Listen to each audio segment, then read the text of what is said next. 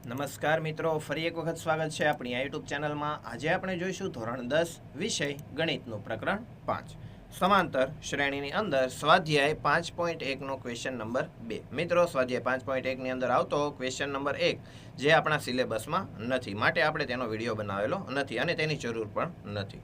આજે આપણે ડાયરેક્ટ જોઈશું ક્વેશ્ચન નંબર 2. આગળના વિડીયોની અંદર આપણે સૂત્રો અને સમજૂતીની વિડીયો બનાવેલો છે. જો તમે ન જોયો તો અત્યારે જોઈ લો. તેની અંદરથી તમને સૂત્રો અને આની અંદર આવતા નિયમો વિશે ખ્યાલ આવશે. ચાલો, તો આજે આપણે જોઈશું ક્વેશ્ચન નંબર 2, જેમાં પ્રશ્ન પૂછાયેલો છે, જ્યારે પ્રથમ પદ એ અને સામાન્ય તફાવત ડીના મૂલ્યો નીચે પ્રમાણે હોય ત્યારે સમાંતર શ્રેણીના પ્રથમ 4 પદ શોધો. એટલે કે પ્રથમ 4 પદ કયા કયા હશે તે આપણે મેળવવાના છે.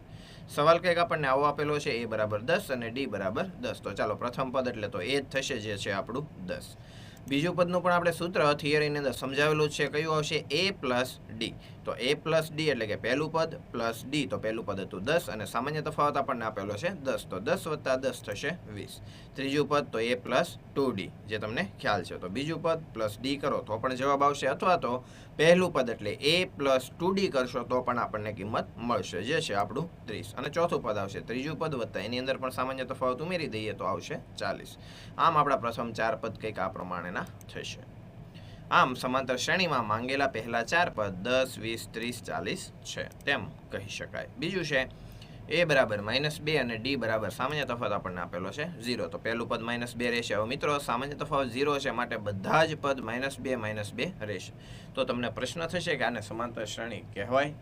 તો મિત્રો, આને સમાંતર શ્રેણી કહેવાશે, કારણ કે સમાંતર શ્રેણીમાં આપણે નિયમનો ઉલ્લેખ કર્યો હતો કે જેના સામાન્ય તફાવત સમાન રહેતા હોય, તો તેને આપણે સમાંતર શ્રેણી કહી શકીએ. જો આ સામાન્ય તફાવત બધાનો 0 છે, ભલે કંઈ વધતું નથી, પરંતુ 0 એ સરખો જ છે સામાન્ય તફાવત, માટે આ સમાંતર શ્રેણીમાં તમે ઉલ્લેખ કરી શકો. તો આ પ્રમાણે ચારેય પદ આના સરખા આવશે.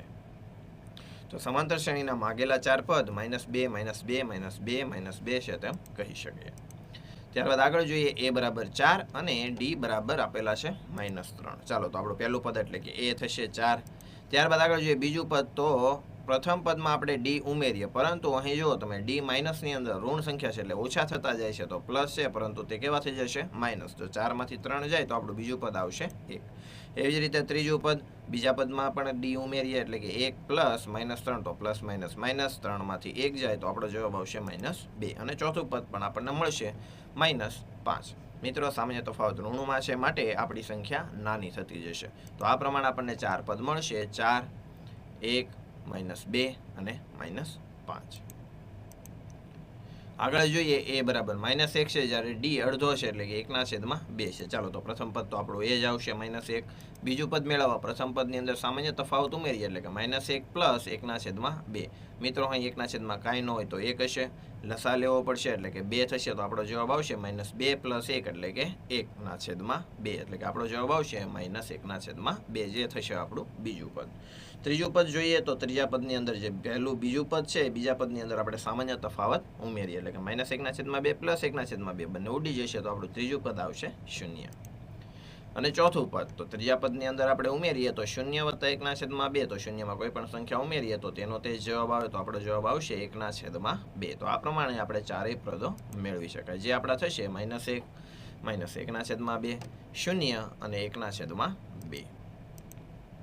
ત્યારબાદ જોઈએ દાખલા નંબર 5. a બરાબર છે -1.25 અને d છે -0.25. ચાલો, તો જોઈએ સૌપ્રથમ પહેલું પદ છે આપણું -1.25. હવે બીજું પદ, તો તેમાં સામાન્ય તફાવત ઉમેરીએ તો પ્લસ માઇનસ માઇનસ એટલે કે -1.25 વત્તા 0.25 થશે, તો આપણો જવાબ આવશે -1.5 અથવા તો 1.50. ત્રીજું પદ આવશે, તો બીજા પદની અંદર સામાન્ય તફાવત ઉમેરીએ, સાદુરૂપ આપતા તમે અહીં સ્ક્રીન પર જોઈ શકો છો, આપણો જવાબ આવશે -1.75. અને ચોથું પદ આપણને મળશે -2.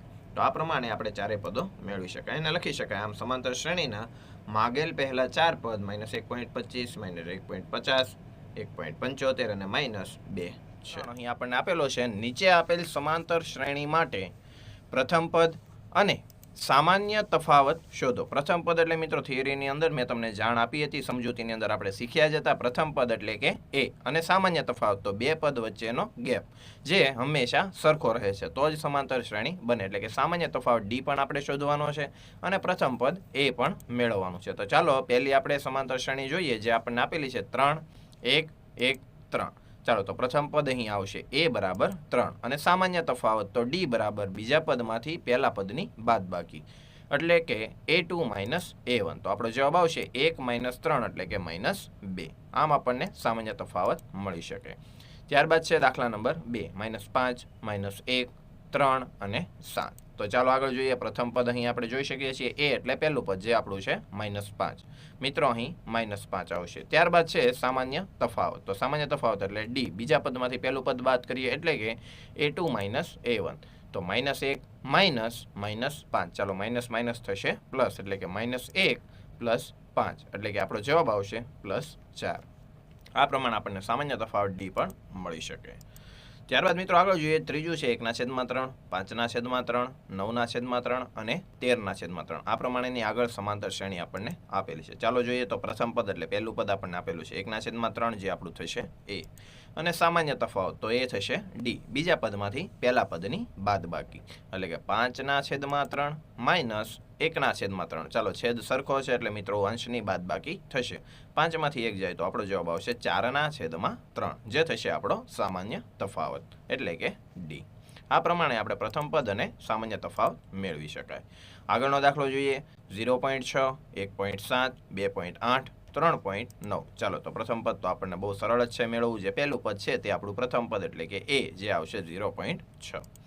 ત્યારબાદ જોઈએ સામાન્ય તફાવત તો d બરાબર a2 માઇનસ a1 એટલે કે બીજા પદમાંથી પહેલા પદની બાદબાકી એટલે કે જે ગેપ છે તે આપણને મળશે જેને કહેવાય સામાન્ય તફાવત. તો 1.7 માઇનસ 0.6 તો આપણને સામાન્ય તફાવત મળશે 1.1 જે થશે આપણો d. તો મિત્રો આ હતું ક્વેશ્ચન નંબર 3. ફરી નવા વિડીયો સાથે આપણે ફરી મળતા રહીશું. આપ સૌએ આ વિડીયો જોયો, સાંભળ્યો, સમજ્યા તે બદલ આપનો ખૂબ ખૂબ આભાર. ધન્યવાદ.